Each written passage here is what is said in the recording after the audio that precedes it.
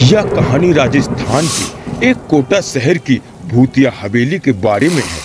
यह हवेली राजा महाराजा के समय में बनाई हुई थी, लेकिन पिछले 18 सालों से इस हवेली में आज तक कोई भी नहीं रहने आ पा रहा। इच्छा होने पर भी इस हवेली में कोई भी नहीं आ पाता, क्योंकि लोगों का कहना है कि इस हवेली में भूत प्रेतों का साया है। जब अजीत सिंह को इस हवेली के बारे में पता चला तो उसने तय किया कि वो इस रहस्य को जानकर रहेगा, क्यों लोग इस हवेली में नहीं रह पा रहे हैं। उसने मजबूत इच्छा शक्ति से हवेली में रहने की पूरी तैयारी कर ली। जब उसने हवेली के अंदर जाने के लिए पैर को आगे बढ़ाया तो दरवाजे पे किसी अनजान व्यक्ति ने उसे रोक लिया और नजदीक जाके बोले, कौन हो आप, किधर जा रहे हो? अजीत सिंह ने जवाब देने के बजाय उसने सामने सवाल किया, जी आप कौन? मेरा नाम अर्जुन सिंह है और मैं यहीं पास में ही रहता हूँ। अजीत सिंह ने कहा, ओ अच्छा, मैंने सुना है कि यहाँ एक भूतिया हवेली है और यहाँ कोई नहीं आ पाता, इसलिए मैंने इस हवेली में एक दिन रुकने का फैसला किया है। अर्जुन सिंह ने कहा, जी हाँ, आपने सही सुना है और आप भी अंदर मत जाइए। मेरी माने तो आप भी वापस लौट जाइए, यहाँ बहुत खतरा है। यह सुनकर अजीत सिंह खुश हो गए, जैसे उन्हें कोई लॉटरी लग गई हो। अर्जुन ने उसकी खुशी को देखकर बोला, आप क्यों खुश हो रहे हो?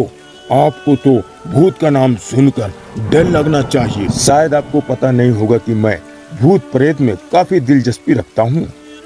अगर इस हवेली में भूत है तो मैं अंदर जरूर जाऊंगा और सारी सच्चाई का पता भी लगाऊंगा। इतना कहकर अजीत सिंह उस हवेली के अंदर चले गए। अंदर जाके अजीत सिंह ने अपने बैग को साइड में रखा और हवेली के चारों ओर देखने लगा। सारे रूम भी चेक कर लिया। बाद में ड्राइंग रूम में आके सोफे पर बैठ गया। उसने वहां बैठकर दारू के 2-4 पैक भी पिया। वहीं अचानक उस रूम में लाइट का एक बल्ब चालू बंद होने लगी, लेकिन अजीत ने उस पर ध्यान नहीं दिया। थोड़ी देर बाद दूसरा बल्ब चालू बंद होने लगा। फिर तो हवेली की सारी लाइट चालू बंद होने लगी। यह सब देखकर अजीत अपनी जगह पे खड़ा हो गया और संपूर्ण सावचेत हो गया। अचानक उसके सामने एक छोटा सा टेबल हवा में उड़ने लगा। करीबन 6 फीट हवा में ऊपर जाके गोल गोल घूमने लगा और बाद में अजीत की ओर तेजी से आने लगा। अजीत सिंह ने तुरंत ही अपनी जगह को बदल दी और दूसरी ओर चला गया और वो टेबल वहीं जाके गिरा जहां अजीत खड़ा था। अजीत कुछ समझ पाता उतने में सोफे की एक सीट उसके आगे आने लगी। वो जल्दी से खड़ा हो गया और छलांग लगा के दूसरी ओर कूदा, जिसके कारण सोफा दीवार में टकराया और अजीत बच गया। अचानक सब कुछ शांत हो गया। अजीत ने चारों ओर सतर्कता से देखा और बड़ी आवाज में बोला, तुम जो भी हो सामने आकर बात करो। वहीं एक बड़ी परछाई उसके सामने आई। अजीत ने उस परछाई को देखकर बोला, कौन हो तुम और क्यों मारना चाहते हो? परछाई से आवाज आई, तुम्हारी भूल के कारण। अजीत ने बोला, मेरी भूल? मैंने कौन सी भूल की है? इस हवेली में आने की भूल। मैं किसी को भी इस हवेली में कुछ देख नहीं सकता। लेकिन क्यों? वो परछाई जवाब दिया, आज से 18 साल पहले इस हवेली के मालिक ने मुझे यहीं पर मार डाला था। मेरी कोई गलती भी नहीं थी। इसकी वजह से मेरी आत्मा इस हवेली में भटकती रहती है। मैं किसी को भी इस हवेली में नहीं रहने दूंगा, क्योंकि इस हवेली में मेरा खून हुआ। इस हवेली में जो भी रहने के लिए आएगा उसकी मौत होगी।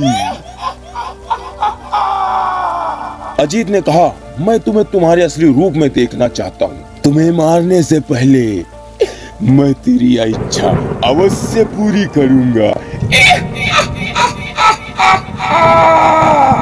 और उस परछाई ने एक भयानक डरावना रूप ले लिया।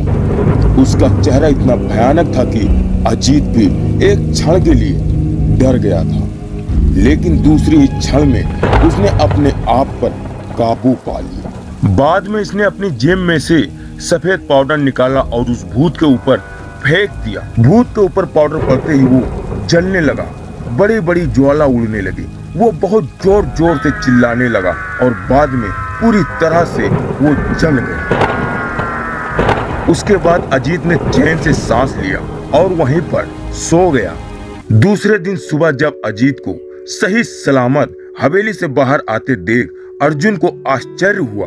अर्जुन ने अजीत से पूछा, तुम कैसे जिंदा हो? जब अजीत ने अर्जुन को कल रात को घटी घटना को पूरी विस्तार से बताया और बोला, अब यह हवेली भूतिया हवेली नहीं रही। दोस्तों, आपको यह कहानी राजस्थान के कोटा भूतिया हवेली कैसी लगी?